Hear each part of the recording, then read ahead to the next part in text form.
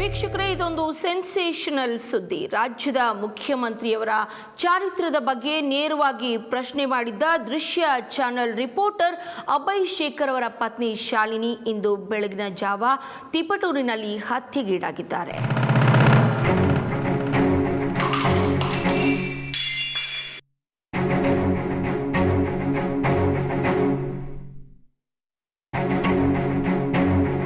शालिनी,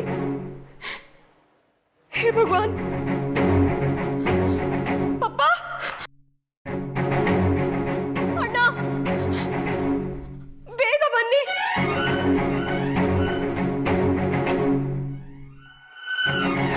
ದೃಶ್ಯ channel reporter Abhay Shekhar ಅವರ ಪತ್ನಿ ಶಾಲಿನಿ ಇಂದು ಬೆಳಗಿನ ಜಾವ ತಿಪಟೂರಿನಲ್ಲಿ ಹತ್ಯೆಗೀಡಾಗಿದ್ದಾರೆ.